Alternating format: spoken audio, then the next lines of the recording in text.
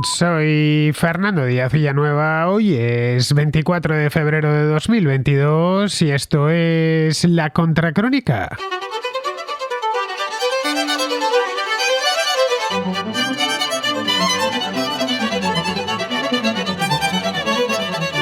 En el discurso televisado que Vladimir Putin dio el lunes pasado para justificar el reconocimiento y la ocupación de las repúblicas del Donbass, la historia tuvo un papel crucial. Insistió en que el origen de todo este problema es histórico. Para Putin, todo lo que ha sucedido desde 1991 se debe a malas decisiones que se han ido tomando desde entonces y que han terminado por conformar las actuales fronteras de Ucrania. Llegó a decir que la Ucrania moderna, y esto es textual, fue completamente creada por Rusia, para ser más exactos, por la Rusia bolchevique comunista. Esto derivó en una Ucrania independiente. Stalin incluso cedió posteriormente más territorios a Ucrania sin darse cuenta del peligro que esto entrañaba. Estas son palabras de Putin por televisión el otro día. Putin empleó esta media verdad para sustentar la campaña bélica de los últimos 3 meses. Digo media verdad porque, aunque Ucrania es una realidad cultural y lingüística y humana desde hace siglos, sus fronteras efectivamente provienen de los límites administrativos de la República Socialista Soviética de Ucrania, creada poco después de la Revolución de Octubre a raíz del levantamiento bolchevique de Kiev y admitida en la URSS en el año 1922. Esta república existió durante 7 décadas hasta que en agosto de 1991 se independizó. La propia URSS desapareció unos meses más tarde, en diciembre, y así nació la Ucrania contemporánea. Historias parecidas tenemos con otras antiguas repúblicas soviéticas, como las del Báltico o Moldavia. En todos los casos heredaron las fronteras de la época soviética para evitar redibujar una frontera que solo traería problemas. Ucrania y Rusia delimitaron finalmente sus fronteras actuales en 1994. Bueno, ya no las actuales porque han sido violadas por la propia Rusia en el año 2014, pero en el 94 hicieron un acuerdo de fronteras con los primeros haciendo algunas concesiones, con Ucrania haciendo algunas concesiones como la entrega del arsenal nuclear o la cesión del puerto de Sebastopol en Crimea para que sirviese de base a la flota rusa del Mar Negro. Pero los agravios que tiene Putin y su régimen van más allá de la era soviética. La propaganda rusa insiste en que Ucrania y Rusia están unidas por una suerte de lazo histórico y espiritual que nunca debió romperse. Esta historia hunde sus raíces en la lejana Edad Media, en el Rus de Kiev, una confederación de caudillos eslavos que surgió a finales del siglo IX, perviviendo hasta mediados del siglo XIII, cuando la invasión mongola alcanzó el extremo oriental de Europa. De los restos de esa confederación nacerían siglos más tarde principados como el de Kiev o el Gran Ducado de Moscú, que sería el germen de la Rusia actual. Como vemos, rusos y ucranianos están emparentados culturalmente, eso sin duda, y comparten una historia común, algo habitual por lo demás en toda Europa. Italianos y franceses, españoles y portugueses, alemanes y austríacos, suecos y daneses también la comparten, pero eso no significa que tengan que conformar el mismo Estado.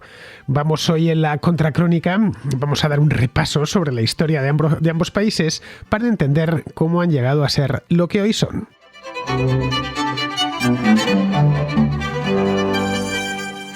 A lo largo de los últimos 3 meses he tratado a fondo aquí en la Contracrónica la cuestión ucraniana, como bien sabéis los habituales. He abordado temas geopolíticos y económicos de esta crisis, he hecho múltiples incursiones también en la historia reciente de Ucrania, especialmente en los últimos 30 años, para tratar de que todos entendamos qué está pasando allí. Pero el asunto, como vemos, está yendo mucho más allá. Se encuentran, como bien sabemos, al borde mismo de la guerra, y creo que ya no basta con mirar el presente y el pasado reciente.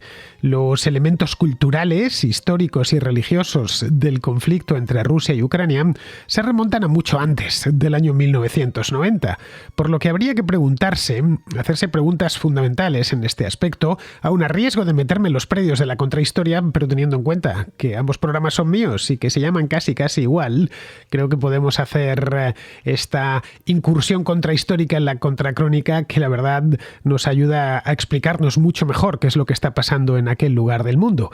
Bien, habría que preguntarse qué es Rusia, qué significa ser ruso y por qué ahora ambos batallan por adueñarse de los mitos del pasado, tanto los rusos como los ucranianos. Vayámonos a hace un año, algo menos de un año, a julio del año 2021. Bien, en julio de este año año, Putin escribió un artículo que se publicó en el sitio web oficial del Kremlin. Se titulaba, en español lo escribió en ruso, como es obvio, se titulaba Sobre la unidad histórica de rusos y ucranianos. Esto se escribió a principios de julio del año pasado, mucho antes de que empezasen todos estos problemas en Ucrania, en la frontera. Este artículo, a mi juicio, es hoy un documento imprescindible para entender lo que está pasando. Me he tomado incluso la libertad de subirlo a mi página web, adiazvillanueva.com, traducido al castellano. Tenéis el enlace, os lo dejo en la descripción del programa, tanto en YouTube como en iVoox, lo tendréis ahí con el enlace en mi página web y este artículo sobre la unidad histórica de rusos y ucranianos traducido al español. Es un artículo largo, los que ya hayáis entrado a verlo, es largo, pero si os interesa el tema, lo leeréis con gusto. Bien, este artículo es una guía fundamental, clave, para entender por qué Putin y su régimen están actuando así desde hace meses. Y ojo, que esto tampoco empezó hace meses, empezó mucho antes. Lo de este artículo de Putin en la página del Kremlin fue algo así como el pistoletazo de salida. Una de las primeras cosas que advertimos al leerlo es que Putin, bueno, y no solo Putin, con él muchísimos rusos, millones de rusos, creen que los rusos y los ucranianos son esencialmente lo mismo. Son, como denomina él, naciones hermanas, divididas en dos grupos. Por un lado estarían los grandes rusos, en ruso se dice Velikorossi, y por otro lado los pequeños rusos, los Malorossi, que serían los ucranianos. Los pequeños rusos serían los ucranianos y los grandes rusos serían los rusos propiamente dichos. Ahí entraríamos ya en la gran y la pequeña Rusia. Habría incluso un tercer grupo, que serían los bielorrusos o los rusos blancos. Bueno, Bielorrusia significa eso mismo, significa Rusia blanca. Para apoyar esta tesis, que nos puede resultar sorprendente, tan al occidente como nos encontramos y tan lejos de la zona de conflicto como nos encontramos los hispanos de ambos hemisferios, los rusos arguyen que cuando Rusia se convirtió en un zarato, esto sucedió en el año 1547, es decir, a mediados del siglo XVI, cuando en España gobernaba todavía los últimos años de reinado de Carlos I, poco después le sucedería Felipe II, en aquel entonces reinaba en Rusia, en lo que Rusia reinaba Iván IV, más conocido como Iván el Terrible. Bien, ese año 1547 se hizo coronar como zar de todas las Rusias, es decir, zar de la Gran Rusia, de la Pequeña Rusia y también de la Rusia Blanca. Todas esas Rusias surgieron de los principados que sucedieron al Rus de Kiev, que existió antes de la invasión mongola. Por lo que nos ha llegado, el Rus de Kiev fue gobernado por una dinastía, la dinastía ruríkida, que era al parecer de origen nórdico. No es mucha la información que tenemos de esa época, como no tenemos mucha información de la misma época en la península ibérica, en Alemania o en cualquier otro lugar del mundo. Son pocos los documentos que nos han llegado originales de aquel entonces y los historiadores, los medievalistas en este caso, tienen que hacer auténticos encajes de bolillos para hacer una cronología de los acontecimientos, separar la parte mágica o mítica de la realidad. Pero bueno, sí tenemos documentos suficientes como para hacernos una idea de lo que fue aquel estado o protoestado llamado Rus de Kiev, y sabemos que tuvo una serie de gobernantes de esta dinastía, de los ruríkidas. Esta dinastía se originó en Novgorod y luego trasladó su capital a Kiev en el año 882. En el año 882 pues todavía no se habían conformado ninguno de lo que serían posteriormente los grandes reinos europeos. En la propia península ibérica pues acababa de empezar la reconquista. Esto para que nos hagamos una idea. Lo hizo un rey, el que hizo el traslado fue un rey llamado Oleg, del que la verdad no tenemos mucha información. La ciudad de Kiev aparece en los registros históricos por primera vez en esa misma época. Kiev se convirtió a partir de entonces en el centro de una federación de distritos, distritos, principados, es que propiamente eran todavía príncipes paganos, bien, de caudillos militares que comenzaron a aparecer por todo lo que hoy es la Rusia europea y Ucrania. Eran paganos en aquel momento, luego pronto, ya al siglo siguiente, se convirtieron al cristianismo. Bien, en aquel momento Moscú todavía no existía, no había hecho su debut en la historia. La primera mención que encontramos de la existencia de la ciudad de Moscú es del siglo XII, es concretamente del año 1147. Para entonces el Rus de Kiev y sus caudillos llevaban ya 2 siglos existiendo, y Kiev era, no diré una gran ciudad al estilo de Constantinopla o de París, pero sí era, para el lugar del mundo en el que estaba, sí era una ciudad de cierto tamaño. Los demógrafos calculan que tendría entre 40 y 45.000 habitantes en torno al año 1100. población, que no estaba nada mal para una ciudad de aquella época. Hoy 40 o 45.000 habitantes pues nos parece una ciudad muy pequeñita, pero en el siglo XI y más en aquellos lugares tan remotos como las estepas, pues era una ciudad de cierta envergadura, una ciudad bastante grande. De ahí que se había convertido en el centro de toda esa zona. Le quedaba, eso sí, al Rus de Kiev en aquel momento, en 1147, cuando Moscú aparece en los registros históricos, le quedaba menos de un siglo de vida. En el año 1237, los mongoles llegaron hasta los confines orientales de Europa, los herederos de Gengis Khan, que había muerto un poco antes. La conquista de toda esta zona les llevó unos cuantos años, culminó en torno al año 1242, pero el hecho es que el Rus de Kiev como tal se desintegró y ya no volvió a aparecer nunca más. En su lugar se creó un janato denominado la Horda de Oro, del que se fueron desgajando poco a poco principados más pequeños, conforme la Horda de Oro fue perdiendo poder. Se fueron desgajando principados como el de Kiev o el Gran Ducado de Moscú. Es decir, del Rus de Kiev ya para aquel entonces casi nadie se acordaba. Había desaparecido décadas antes y no se volvió a reinstaurar en ningún momento. El primero, el Principado de Kiev, terminaría cayendo en la órbita del Gran Ducado de Lituania, que luego se uniría al Reino de Polonia, esto ya a finales del siglo XV, y el segundo, el Ducado de Moscú, se convertiría en un zarato a mediados del siglo XVI, como os he dicho antes, por obra y gracia de Iván IV el Terrible. Rusos y ucranianos, y dado un repaso muy rápido por la edad media de ambos países, como vemos, rusos y ucranianos y bielorrusos, que habría que meterlos también en el paquete, tienen unos orígenes comunes y una historia evidentemente compartida. Si hiciésemos, no sé, la historia del Mediterráneo, del Mediterráneo occidental, comprobaríamos que los actuales españoles, portugueses, franceses o italianos también tienen una historia compartida.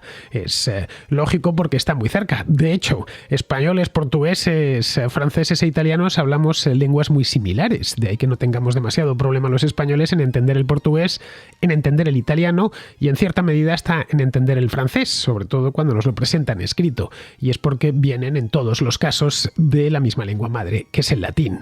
En este caso tendríamos algo similar, provienen todos de un tronco común, pero esto es parte de la historia de la humanidad, así es como funcionan las comunidades humanas. Un tronco común se va subdividiendo y al final pues quedan comunidades lingüísticas distintas que hablan lenguas muy parecidas, pero que provienen del mismo tronco. Esto podemos hacerlo con la lengua rusa actual o con el español o con casi cualquiera. Con el alemán sucede exactamente lo mismo y vemos que tenemos al final, si echamos hacia atrás, la historia en cierta medida es como un árbol, pues al final, si bajásemos, encontraríamos que todos provenimos del mismo lugar, concretamente del continente africano, de donde salieron los primeros seres humanos. Pero bueno, sin irnos tan lejos, que tampoco hace falta irse tan lejos, lo que sí podemos comprobar es que es cierto que tienen origen común y que han tenido una historia compartida.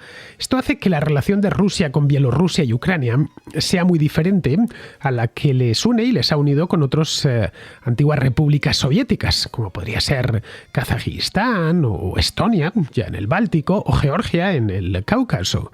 Los letones o los estonios o los kazajos fueron simples socios, primero en la época imperial, en la época de los zares, y luego ya en la época soviética. Los ucranianos y bielorrusos fueron algo más que socios, fueron parientes cercanos. Les une la historia, también en cierta medida la lengua. El ruso, el bielorruso y el ucraniano son muy parecidos, y esto es importante, también les une la religión.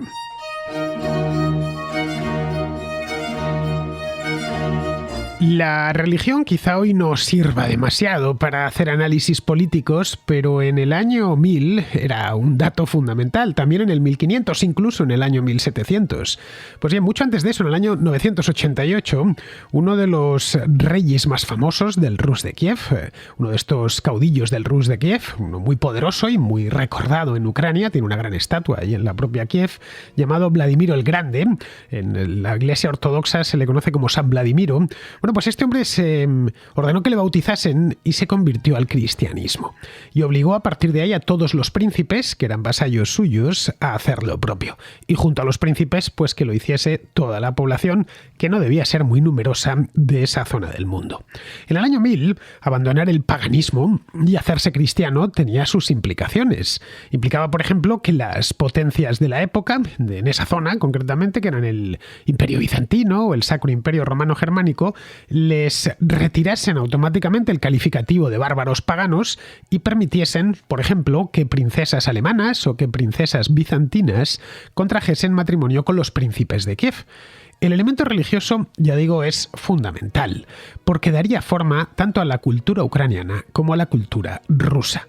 Los gobernantes del Rus de Kiev se miraban, como es lógico, en Constantinopla, una ciudad a la que viajaban. No queda tan lejos. Constantinopla es la actual Estambul, no queda tan lejos de las costas de la actual Ucrania.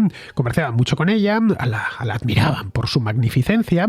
En fin, allí estaba, ya eran cristianos, y allí estaba el patriarca ortodoxo, que había roto con Roma en el año 1054 en el Cisma Oriente, al que le hice una contrahistoria hace ya bastante tiempo, y allí estaba también el emperador, el rey de romanos, el hombre más poderoso, por lo menos según lo entendían los rusos de la época y los ucranianos de la época, el hombre más poderoso del mundo.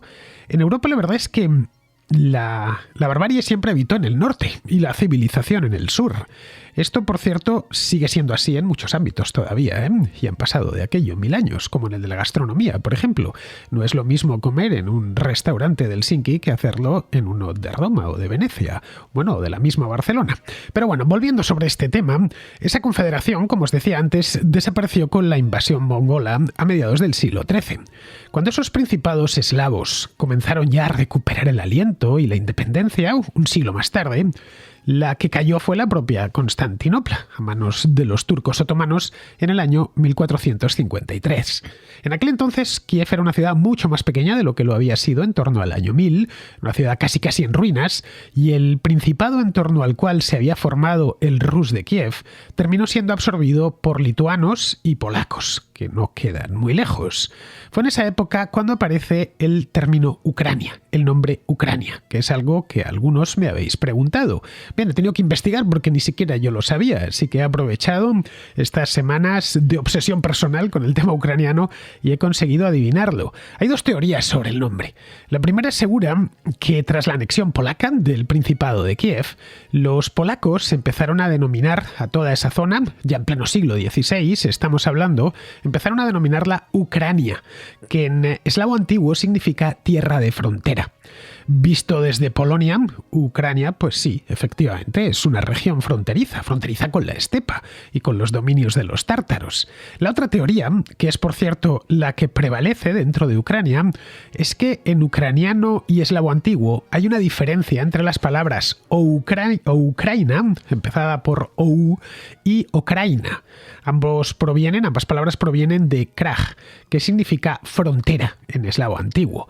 Pero hay una diferencia, es donde según he podido leer, hacen la distinción. Hay una diferencia en la preposición. La preposición ou de Ucraina significa en, mientras que la preposición o significa alrededor de. Visto así, Ucrania significaría algo así como la tierra unida al centro, o la tierra que bordea el centro, por lo que interpretan que se refería, esto de Ucraina, se refería a la región del Rus de Kiev, poniendo el centro como Kiev. Yo la verdad no sé cuál de las dos será cierta, bueno, ni yo ni nadie, porque hay un debate sobre este tema, pero me parece más creíble la primera, ¿eh? La segunda, eso sí, convierte a los ucranianos en herederos directos del Rus de Kiev, que es de lo que quieren ser herederos los propios ucranianos, especialmente su gobierno. Bien, mientras el Principado de Kiev caía bajo el control polaco y se convertía en una marca oriental, llamada Ucrania, más al norte, en torno a la ciudad de Moscú, emergió un ducado, que fue creciendo y fortaleciéndose. Pasó a ser incluso un gran ducado. Un gran duque, pues es algo más que un duque. Los duques de Moscú necesitaban reclamar su propio lugar en el mundo, especialmente en el mundo ortodoxo y también en el mundo eslavo, de confesión ortodoxa. Fue entonces cuando nació el mito de Moscú como tercera Roma. La segunda había sido Constantinopla, que había caído en manos musulmanas, así que la heredera natural era Moscú. Hay de hecho un dicho ruso que todavía se utiliza, que dice algo así como: las dos primeras Romas perecieron, la tercera permanece y no habrá una cuarta Roma.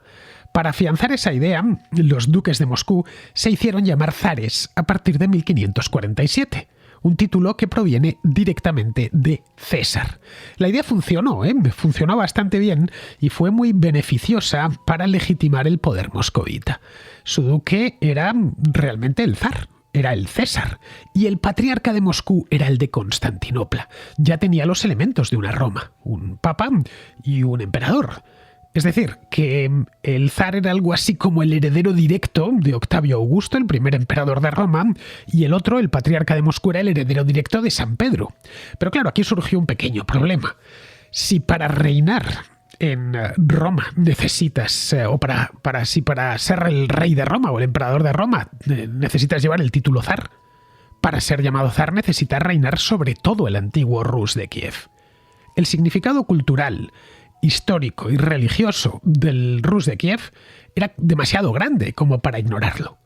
Por eso los zares moscovitas se afanaron a lo largo de los años siguientes en ir ganando territorio, primero hacia el oeste y luego ya hacia el este, hasta topar con los montes Urales y el Cáucaso. En el año 1613, es decir, aproximadamente medio siglo después de que Iván IV crease el zarato, la dinastía Romanov, la misma que fue depuesta por los bolcheviques en 1917, ascendió al trono. Y unos años más tarde, el gobernador polaco de Ucrania, un general ucraniano llamado Bohdan Khmelnytsky, se levantó contra el reino de Polonia y Lituania y puso a Ucrania bajo la protección del zar Alejo I de Rusia. Esto sucedió en el año 1654, y a partir de ese momento ucranianos y rusos pasaron a compartir gobernante. Seguirían compartiendo gobernante pues hasta el año 1991, que es cuando Ucrania se independizó definitivamente. La Rusia de los zares siguió creciendo, ganando territorio, y ya en el siglo XVIII, como os contaba en aquella contrahistoria que hice el mes pasado, con Pedro el Grande primero y luego con Catalina la Grande, se convirtió en una gran potencia. Ucrania pasó de ser un voivodato, una región de la mancomunidad polaco-lituana, pasó a ser una simple región rusa, pero con varias gobernaciones. Ucrania, de hecho, se convirtió en este momento en el granero del imperio, porque es un país esencialmente llano, muy bien regado y muy fértil. El imperio ruso en este momento empezó a cometer una rusificación intensa, sobre todo durante los siglos XVIII y XIX, especialmente este último. Trató de borrar otras lenguas eslavas orientales, como el ucraniano o el bielorruso. Actuaron como si Ucrania no existiera y no hubiese existido nunca. Y lo mismo sucedió con Bielorrusia. Según el gobierno zarista, los ucranianos siempre habían sido rusos. No había ninguna diferencia y no tenían, por lo tanto, historia propia. Provenían todos del Rus de Kiev, cuya legitimidad descansaba en el zar que estaba en Moscú, en aquel gran duque de Moscú que se había convertido en zar. El ucraniano y el bielorruso desaparecieron por completo de la administración, la educación y la cultura oficial. Los ucranianos eran simplemente rusos del sur, pequeños son rusos, que es como los llamaban, que hablaban ruso pues con un acento particular, pero ruso a fin de cuentas. En el siglo XIX se produjo en Ucrania, como en otras partes de Europa, un despertar nacional. Denunciaban estos nacionalistas ucranianos que la lengua y la cultura de Ucrania habían sido perseguidas y anuladas. La verdad es que estaban en lo cierto. Los zares prohibieron la enseñanza en ucraniano, clausuraron la Universidad de Kiev, que era la más antigua de Europa del Este, se había fundado en el siglo XVII, la transformaron en un seminario, eso sí, para popes. Deportaron a Siberia a todos los autores e intelectuales que seguían escribiendo en ucraniano y cerraron las publicaciones periódicas en esa lengua. En 1863, el ministro de Interior del zar Alejandro II llegó a afirmar, y esto es textual, que nunca ha habido, no hay y no habrá una pequeña lengua rusa separada. Por pequeña lengua rusa se refería a la pequeña Rusia, es decir, a Ucrania.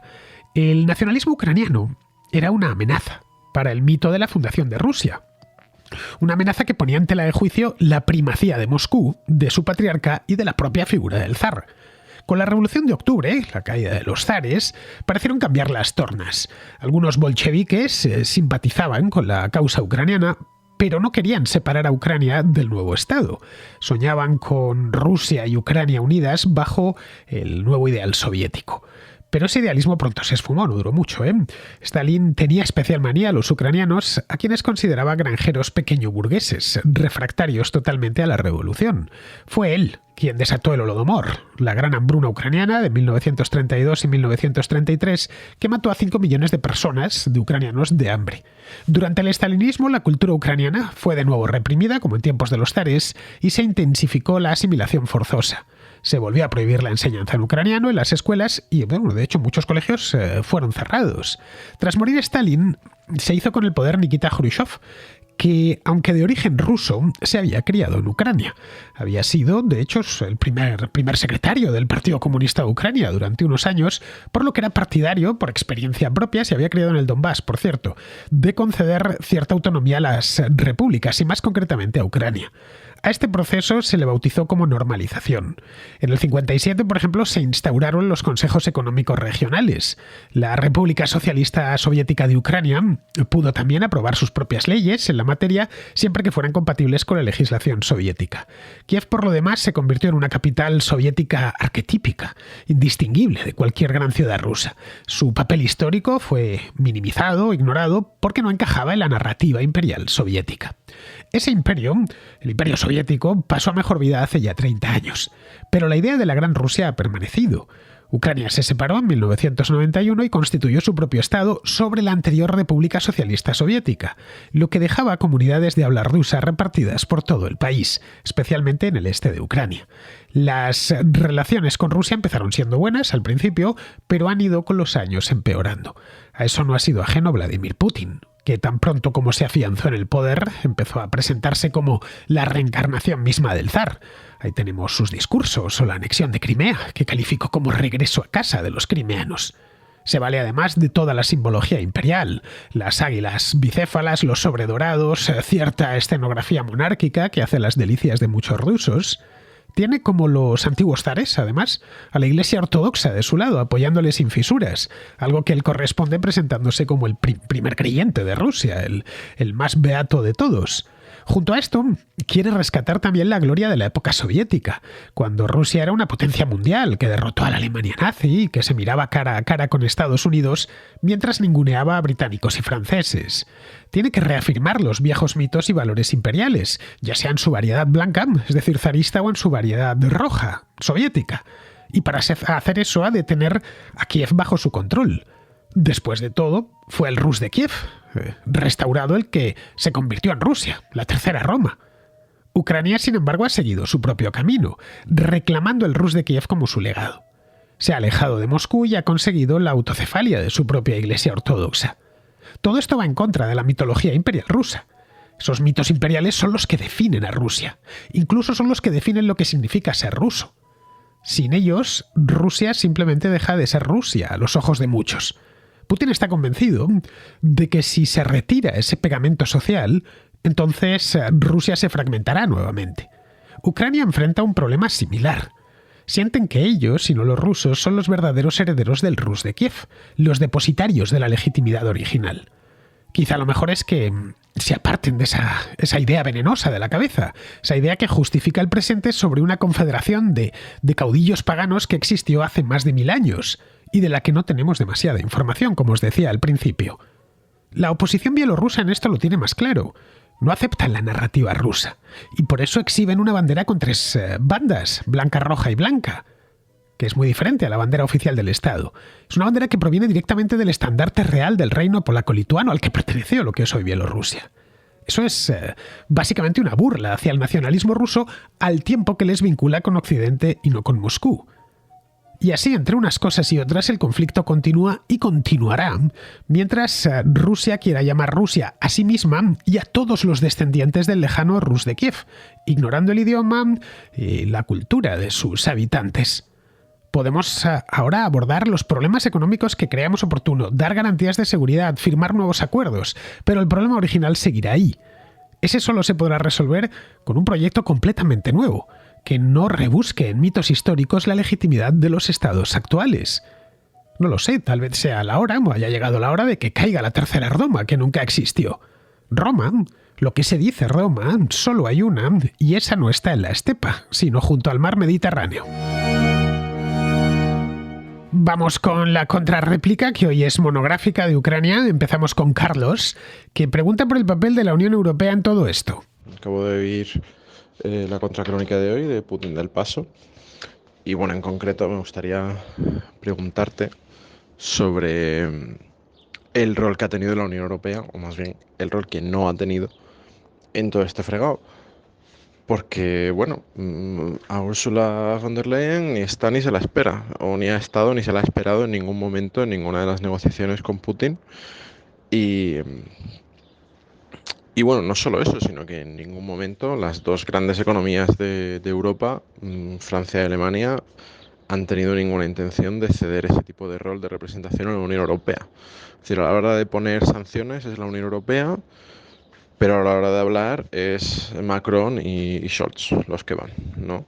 Y bueno, a mí personalmente me parece risible que esta gente, estos dos países, son los más interesados en la Unión Europea y que tanto han lamentado el Brexit y que tanto lamentaban la situación de Grecia y de España y de Italia durante la crisis y que era impensable que ninguno de esos países dejase el euro o dejase la Unión Europea,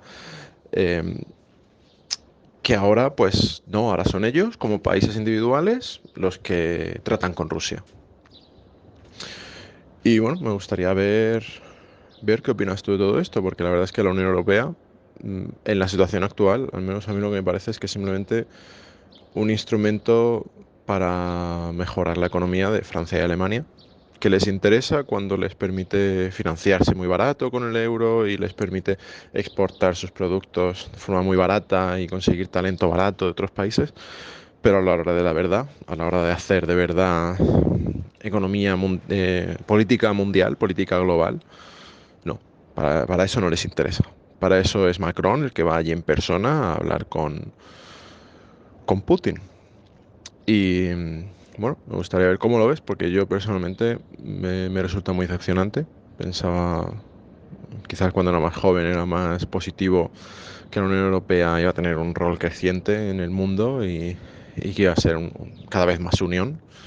Pero ahora mismo parece que lo que es simplemente es el patio de juegos de Francia y Alemania, que cuando les interesa sí son muy europeos y todos tenemos que ir con ellos, y cuando no les interesa pues van ellos por su cuenta y todos igualmente tenemos que ir con ellos porque se erigen en representantes de toda Europa. Llegan a Rusia y amenazan a Rusia con sanciones por parte de toda Europa.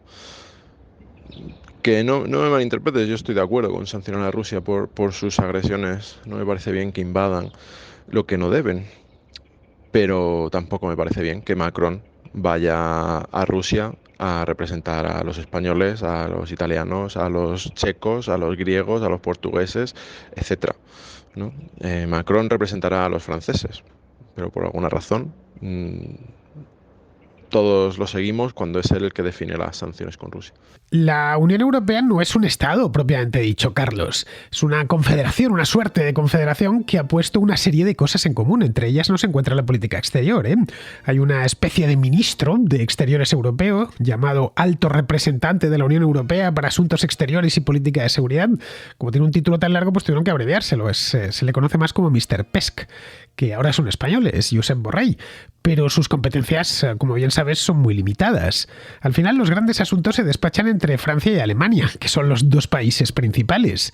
Lo hablan entre ellos, entiendo, y así no tienen nada que discutir con los otros miembros menores. Quizá a veces se lo comenten a los gobiernos de Italia o España, pero a los pequeños tipo Eslovenia o Malta o Chipre los ignoran por completo. Para que el Mr. Pesk pudiese hacer ese papel de ministro de Exteriores, necesitaría que la política exterior fuese completamente común. Es decir, que existiesen embajadas europeas por el mundo con los embajadores nombrados directamente por él, que desapareciesen los ministerios de Exteriores nacionales y que el puesto en el Consejo de Seguridad en la ONU que ocupa Francia pasase a ocuparlo un representante europeo. Vamos, que el ministro de Exteriores de España o de Francia o de Italia o de la República Checa pasase a ser algo parecido a lo que es el gobernador del Banco de España o del Banco de Francia. Es decir, jefes de un gabinete de estudios y representantes del Banco Central Europeo en el país. Bien, eso no ha sucedido y no creo que vaya a suceder. ceder. Y ese es uno de los puntos débiles de la Unión Europea que Putin conoce bien y aprieta por ahí. La política exterior permite a ciertos líderes europeos, especialmente al presidente de Francia, jugar cierto papel internacional que le complace mucho porque así siente que Francia sigue siendo una gran potencia, con mucho peso en el mundo.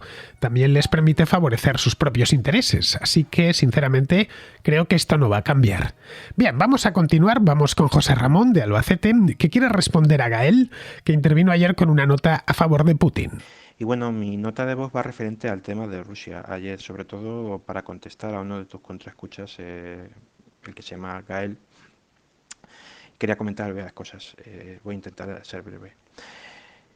Él dice que el punto de vista que se ve en Europa es solo el de uno, que esto es como, pone el símil de que esto es como observar una pelea entre dos personas y el observador puede tener ciertos tintes de apreciación sobre uno de ellos porque es el que más conoce. Bueno, lo primero que aquí no hay un solo punto de vista. Aquí está el de toda la comunidad internacional, especialmente el de las democracias occidentales. Aquí lo que hay es un agresor, Rusia, y un agredido que es Ucrania. Aquí no hay una pelea, aquí hay una dictadura, que en realidad son dos, que después de agredir y amenazar a otros vecinos, incluida la propia Ucrania, ha rodeado con una fuerza de invasión de 190.000 efectivos un país, moviendo tropas a menos de 100 kilómetros de la capital de Ucrania. En la frontera con Bielorrusia, que es otra tiranía. Todo esto, según el contraescucha, es no hacer nada. Lo que ha hecho el contraescucha es poner al mismo nivel a asesinos, que ya vienen de asesinar, y al futuro asesinado. Porque, claro, él lo ha provocado el asesinado porque el asesinado quería existir y no ser un régimen títere de la dictadura criminal rusa. El contraescucha dice que Rusia debería ser el principal aliado comercial de Europa. Bueno, el error precisamente ha sido ese, pensar que una dictadura que no duda en asesinar y encarcelar a sus rivales políticos, por ejemplo, con sustancias radioactivas dentro del propio territorio de la Unión Europea, puede ser nuestro principal socio comercial en algo, especialmente en asuntos críticos como son los energéticos. Sigue diciendo que preferimos comprarle el gas licuado a Estados Unidos más caro que a Rusia, con tal de que Rusia no gane dinero. Bueno, el 37% del gas natural que consume la Unión Europea proviene precisamente de Rusia. Concretamente le compramos al año, hasta hoy, 167 kilómetros cúbicos de gas natural por gasoductos y 17 kilómetros cúbicos de gas natural licuado. A Estados Unidos le compramos únicamente 25,6. ¿Cómo nos vamos a fiar, dice, de una persona que nos ha mentido tantas veces? Esto refiriéndose al presidente de Estados Unidos, como si fuera siempre la misma persona. Bueno, yo personalmente, llamadme loco, prefiero fiarme de un presidente elegido democráticamente que de un ex agente de la KGB que asesina y encarcela a sus rivales políticos. Y que, entre otras locuras, esta misma semana, sin irnos a las que ha dicho hace 2 semanas o 3, esta misma semana decía que Ucrania fue creada en su totalidad por la Rusia bolchevique. O miembros de su gobierno, como el ministro de Defensa Shoigu, que dice, también esta misma semana, que Ucrania tiene más capacidad que Irán o Corea del Norte de crear armamento nuclear. Según el contraescucha de la gente que nos tenemos que fiar, es de la que dice este tipo de locuras día sí, día también. Y luego, por último, aunque podría seguir, dice que Rusia es un país que debería formar parte de la Unión Europea y que, sin embargo, nosotros lo estamos intentando alejar. Esto lo dice de un país que en 2014, por ejemplo, derribó un avión comercial de Malaysian Airlines procedente de Ámsterdam sobre el Donbass, con casi 300 pasajeros en su interior que no tenían culpa de nada. Por cierto, más de 200 de ellos eran ciudadanos de la Unión Europea, como él y como yo. No sé, yo creo que una dictadura como la rusa, con cero compromisos con los derechos humanos y con cero respeto por la soberanía de los países de Europa, no debería formar parte de la Unión Europea. No sé, es una opinión personal. Un saludo y muchas gracias por el trabajo que haces, Fernando. Bueno, pues ahí queda la respuesta. Lo que nos cuenta José Ramón es algo que comparto. No entiendo cómo desde Occidente se puede apoyar a un autócrata como Vladimir Putin, a no ser, claro, que se esté de acuerdo con su forma de gobierno y su despotismo sistemático. Yo personalmente no lo estoy. Mira, la Unión Europea tiene sus defectos, también los tiene Estados Unidos, pero en ambos impera el Estado de Derecho. Son los dos lugares más prósperos del mundo y donde los individuos tienen mayor libertad y gozan de más autonomía personal. Mis ideas son liberales, así que puestos a elegir entre uno y otro, pues no tengo la más mínima duda. Conforme a mi manera de entender el mundo, creo que Occidente es moralmente superior a la Rusia de Putin. Bien, seguimos con Agustín de Uruguay, que nos da la visión de esta crisis desde el cono sur.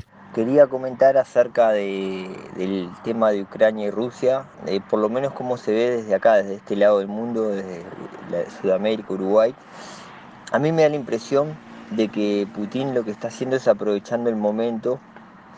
Vio un Estados Unidos debilitado militarmente y además debilitado en la capacidad de tomar decisión de más confrontaciones bélicas, después de lo de Afganistán, y por otro lado una Europa dividida, ¿no? Con una Inglaterra saliendo de Europa, con una amague que hubo por ahí atrás de Francia, que iba a ser un plebiscito, ¿no? Y todas esas cosas. Y bueno, y el loco Putin vio la oportunidad y se mandó de nuevo. Yo creo que Estados Unidos, después de lo que pasó el lunes, de que Rusia entró en esos dos territorios, que no me acuerdo de los nombres, quedó claro que Estados Unidos no va a movilizar demasiado, no por ahora, por lo menos es la impresión que da. Estaban amenazando, se estaban gritando, bueno, Putin dio el paso adelante y siguen hablando de sanciones, no mucho más. Es decir, no creo que Occidente se embarque en esto.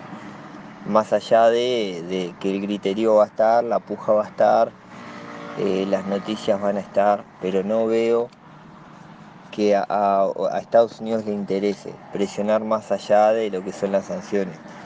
Es una opinión ahora, capaz que mañana se pudre todo, esperemos que no. La verdad, esperemos que no. Sí, es cierto, Agustín, lo comentaba ayer de pasada.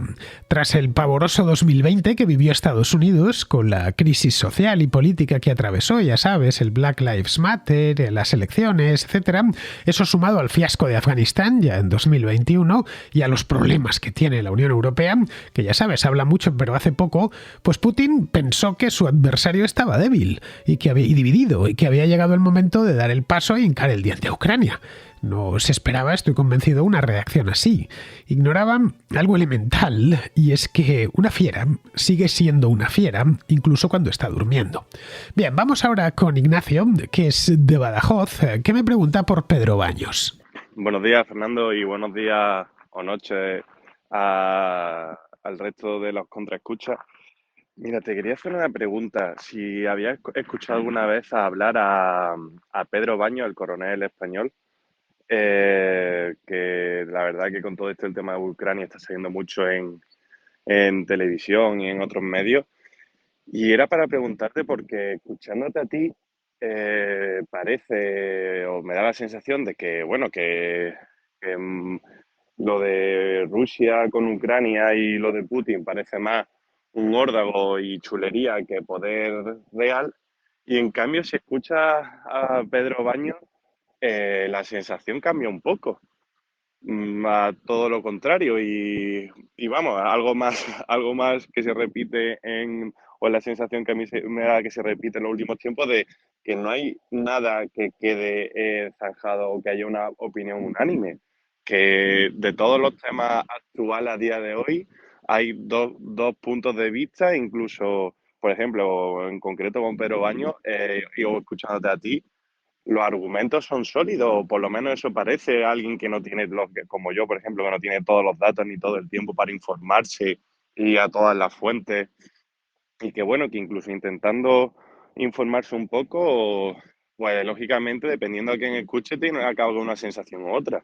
Y lo que digo, escuchándote a ti, a priori parece que los argumentos tienen peso y son buenos, y lo mismo me pasa con el coronel Pedro Baños, que escuchándolo, desde luego, sus argumentos tienen peso y parecen muy interesantes, desde luego. Así que era simplemente por si la había escuchado y si no me parecía interesante que le echara un vistazo. Por ejemplo, tiene una pequeña entrevista, bueno, pequeña, 2 horas, con Jordi Wild, por ejemplo, que es otro youtuber, o en cualquier punto de televisión que últimamente está saliendo mucho. Así que nada, simplemente era esa la pregunta, de si lo conocía y había escuchado sus argumentos y sus opiniones y cómo los daba y en qué se fundaba y qué te parecía a ti. Muchas gracias y un saludo a todos. Claro que conozco a Pedro Baños. Leí hasta un libro suyo hace un par de años. Así se domina el mundo, se llama el libro, y me gustó muchísimo, os lo recomiendo. Baños es de lo mejor que vas a encontrar en español sobre temas de geopolítica. Es un tipo bien formado, muy bien informado y hace unos análisis muy buenos, que suelo seguir tanto en YouTube como cuando publica algo por escrito. Pero claro, seguir a un autor no significa secundar todo lo que dice. Él hace sus análisis de la situación, que ya digo, me parecen muy buenos, y yo hago los míos, que ofrezco a través de la Contracrónica y de mis columnas en el periódico, en Voz Populi. Es bueno y necesario que haya diferentes voces analizando un mismo tema desde distintas perspectivas y empleando distintos métodos. Baños es, aparte de coronel del ejército en la reserva, es un experto en inteligencia y un gran conocedor de los mecanismos de la geopolítica. Por dentro, quiero decir. Ha ocupado altos cargos y conoce bien el terreno. Estuvo, por ejemplo, en Bosnia durante las guerras yugoslavas. Yo soy periodista con formación de historiador. Siempre empleo la analogía cuando me pongo a estudiar algo porque parto de dos ideas. La primera, de que todo ha sucedido ya de una u otra forma. Y la segunda, que no vivimos en una época especial, en la que estén pasando cosas extraordinarias. Miro todo con cierta distancia y lo analizo así. Pero vamos, Pedro Baños es muy recomendable. Si no lo conocíais, os animo a seguirlo porque es un tipo que merece la pena. Bien, pues vamos a terminar ya, vamos a despedirnos hasta la próxima semana en la Contracrónica, porque mañana, hoy estamos a jueves y mañana es viernes, lo que significa que tenemos contrahistoria. Una contrahistoria muy esperada, al menos desde hace mes y medio, porque vamos a ir con la segunda parte de la Rusia de los zares, que la dejé aparcada, recordad, en el mes de enero, allá, pues no me acuerdo, a mediados de enero, una cosa así, porque nos pusimos Alberto Berenillo con la Revolución Francesa y luego, de manera inesperada, la semana pasada pues terminamos haciendo lo del Palacio del Buen Retiro. Fue accidental porque es que resultó que ese día venía Alberto a Madrid, iba a pasarse por casa y le dije, bueno, pues si vienes nos cuadramos una contrahistoria entre los dos. Y ese era un tema que teníamos ahí pendiente. Yo no desaprovecho ninguna visita de Alberto a Madrid, como podéis ver. Así que mañana ya sí que sí, y espero que no surja ningún imprevisto nuevo, mañana tendremos la contrahistoria, la segunda parte de la Rusia de los zares del siglo XIX, porque los del 18 los vimos hace mes y medio. Así que con esto me despido de vosotros, para los que os paséis por la contrahistoria, hasta mañana.